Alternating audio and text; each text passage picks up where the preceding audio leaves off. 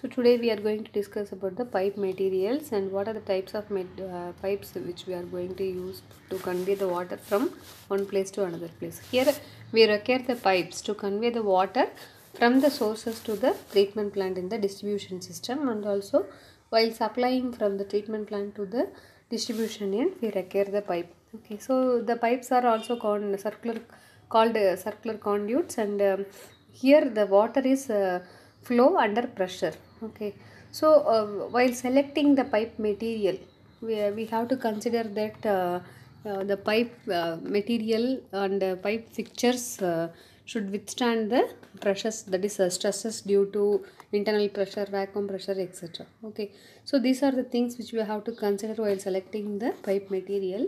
And the requirement of a pipe material may be it should be capable to withstand the pressure, and also it should be available in all sizes, and it should be easily transported, and it should be durable one, and it should not react with the water, because if it reacts with the water, then the water quality may be get changed, then cost of the pipe should be very less. So these are the requirements which while we have to select the pipe material. Next one is different types of pipes. So there are so many types of pipes are available, pipe materials are available.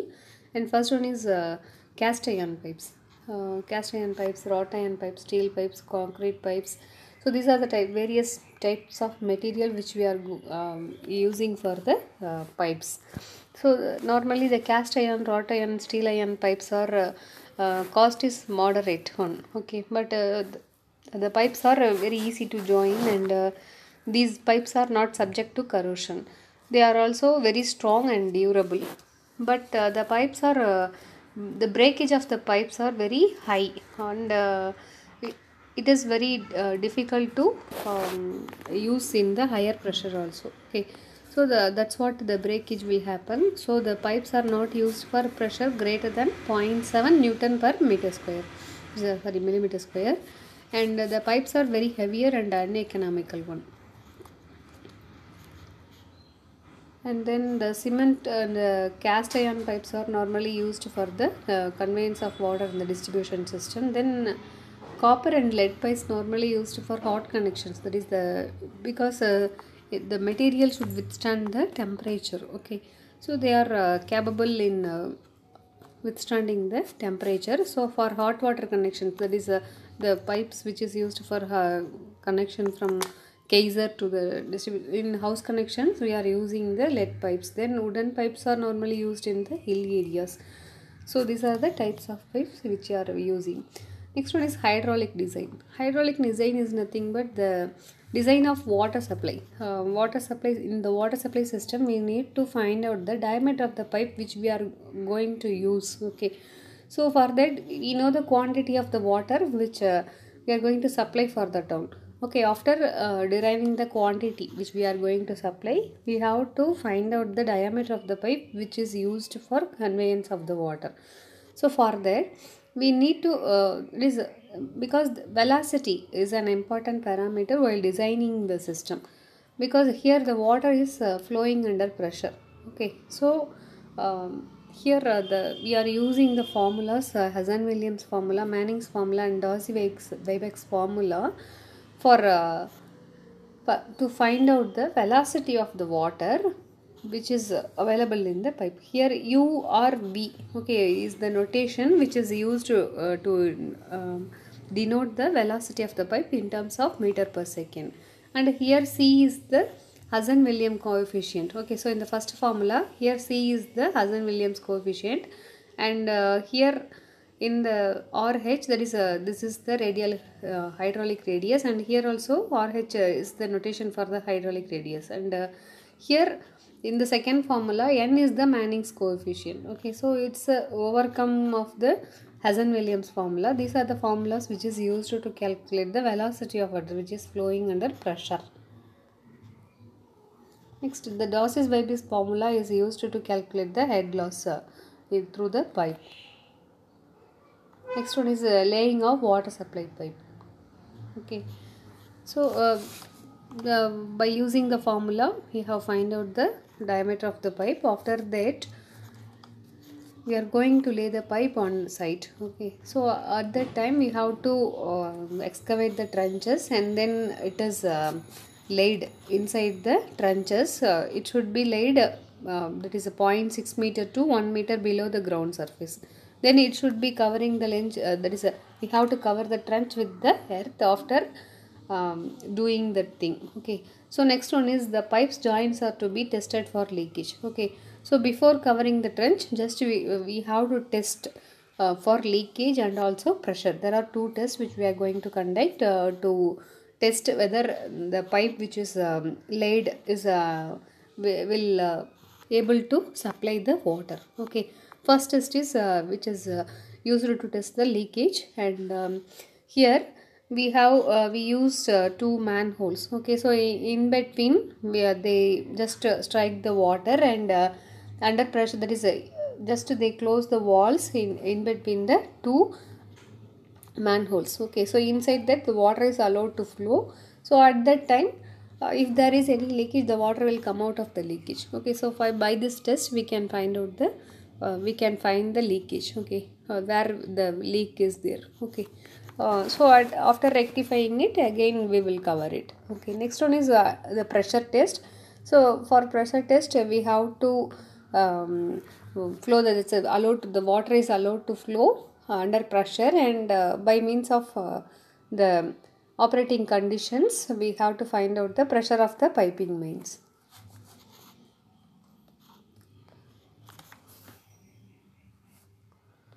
Next one is pipe appurtenances.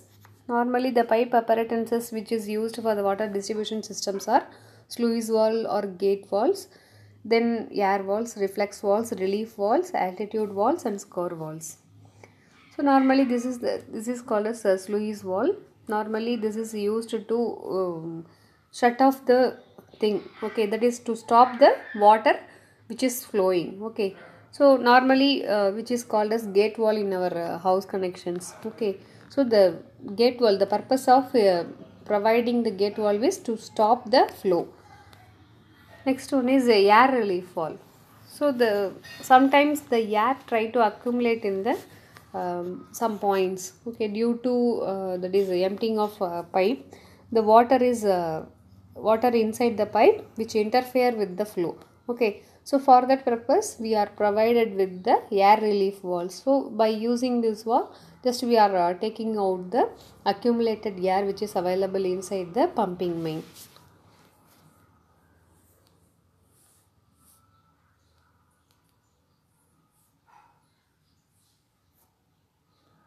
So this is the diagram of the air relief valve.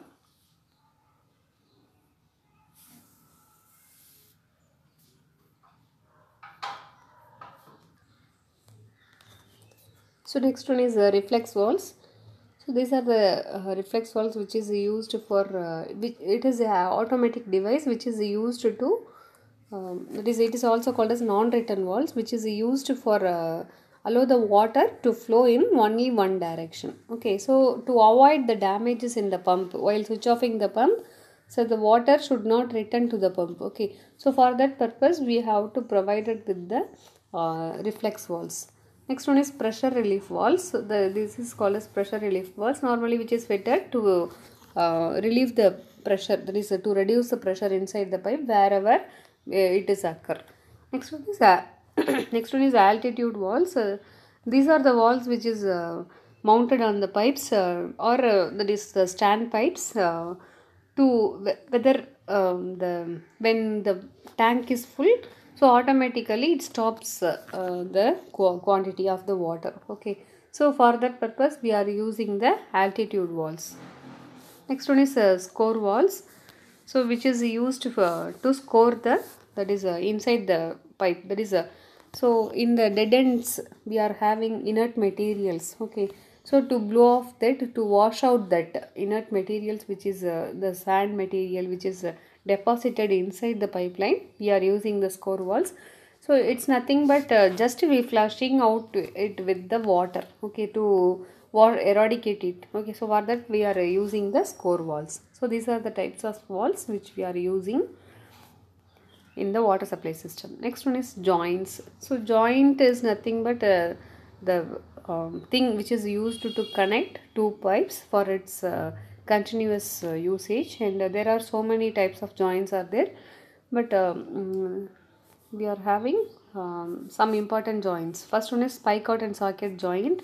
So in this pipe, the bell shaped, that is the in left side we are having the bell shaped um, thing is there na, that is called a socket end. So another end is spicot end. Okay, so this is the pipe, and inside that pipe, under the spicot end of the another pipe getting inserted, the gap between these two pipes is filled with the molten lead. Okay, so which is covered with the cement concrete, and to avoid the leakage. Okay, so sometimes a rubber gasket also provided inside the that is the joints during its joining process. Okay, so this is called the spike-out and socket joint.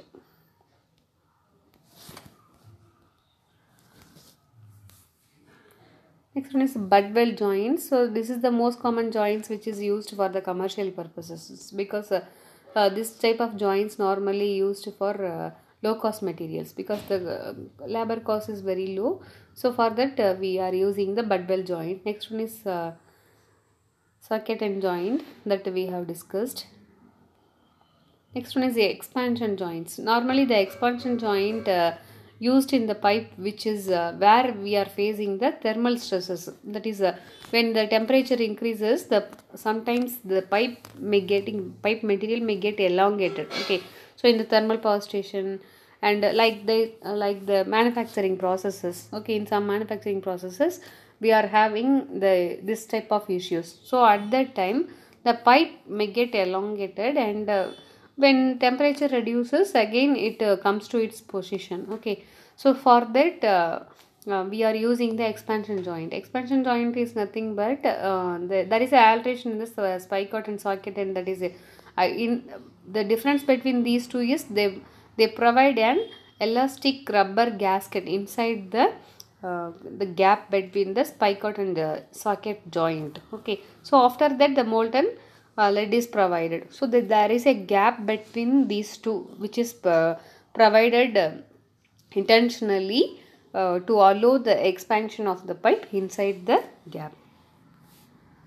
Next one is flange joints. Normally this type of joints used for the pumping stations, like flanges are nothing but the circular in shape, which is circular in shape, and which is connected with the bolt and nut. Okay. Next one is threaded or screwed joints. So this is this is the figure which shows the threaded joints, which we are having thread-like structure. Okay, so normally used for domestic water supply. Next one is grooved joints. In the grooved joints, we are having the assembly. Okay, that is there is a groove that is which is used to connect two pipes by means of two bolts which is connected together. Next, this is what I told earlier, flanged joints. Flanges is nothing but the circular thing which is available to connect two pipes which is connected with the bolts. So normally this type of joints are very high in cost because of the material which we are using for the flange purpose. Next one is compression joints. So normally this type of joints is used in T-shape pipe. That is there are three pipes are in connection, where there we are using the compression joints. These are the types of joints which you are using for the connection of the pipe. Next one is pump. Okay, so pump is the device which is used to bring the water from one level to another level, and for also for delivering purposes. Okay, so it is a device which converts the mechanical energy into the hydraulic energy. So in our water supply projects we are using the pump in various purposes. Okay, so to lift the water from one level to another level, then to supply the pressurized water for wherever it required, then to increase the pressure in water mains, and also to fill the OHT from the sump, and for backwash filter in the there is water treatment plants, then to pump the chemical solution which is required for the water treatment purposes, and also to deliver the treated water to the consumer. okay, at desired pressure. Okay, so to create the pressure we are using the pump. So these are the requirement of the pump which we are in the water supply project. Okay, so next one is the point should be considered, that is while selecting the type of pump.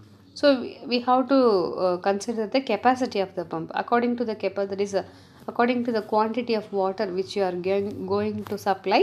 We need to choose the capacity, then number of units which is piping units which is required based on the decided based on the quantity of water, then suction condition, lift, that is lift is nothing but total head is nothing but the height of the water, okay, which is available inside the tank, then discharge condition and variations in the load, then floor space requirement, according to the requirement only we have to choose it, then flexibility of operation. So these are the things which we need to consider while selecting a pump for our purpose. These are the classification of the pump. First one is displacement pipe, centrifugal pump, airlift pump and miscellaneous pump according to its operation. Then according to the power requirement, it is steam engine, diesel engine and electrically driven pumps. Then according to the service, it's low lift, high lift, deep well and booster. Okay, so normally the according to the operation we are we are classifying the pumps. Among these, you have studied all the types of pumps in the hydraulic engineering, that is hydraulic structures, then hydraulic machineries. Okay, sorry, hydraulic machineries. Among that, the reciprocating pump. This is the reciprocating pump which is used to lift the water from one level to another level. There are two valves are here. This is suction valve, this is delivery valve, and this is the piston which is fitted in the plunger, then which is moves from left to right in direction. Okay, so when when the pump is started to operate, that is when piston move from left to right side, so at that time the suction valve open and water which is coming from bottom level, that is from ground to inside the drum. Okay, so when the piston moves from left to right in direction, so after completing its cycle which is moving from left to right, at that time the water which is filled in the tank, that is in this chamber which is trying to coming out, so at that time the delivery valves is getting opened. At the time when delivery valves open, suction valves getting closed, so the water because of the pressure which is given by the piston, the water trying to escape, so at the time delivery valves open, so after from the delivery pipe it is supplied to the community. So this is the single acting pipe having one suction valve and delivery valve. So this is called as a double acting pump. Here we can find two set of suction and delivery valves. So next one is centrifugal pump. So this is by means of centrifugal action. So here the impellers, vanes are fitted in the impeller which is surrounded by a casing, and by means of centrifugal action, that is the eye which is available at the center, from that the water is coming out, and by means of the force of water the vanes are started to rotate, and by means of the centrifugal force which is created, the water is lifted. Okay, so this is called as centrifugal pump.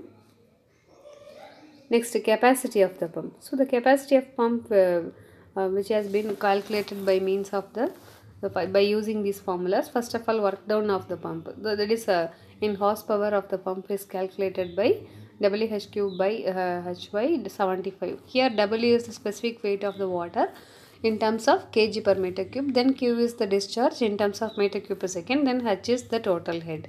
The total head may be loss due to exit, that is suction head, delivery head. Suction head is nothing but the water level up to the suction valve. So from suction valve to delivery valve, it has delivery head.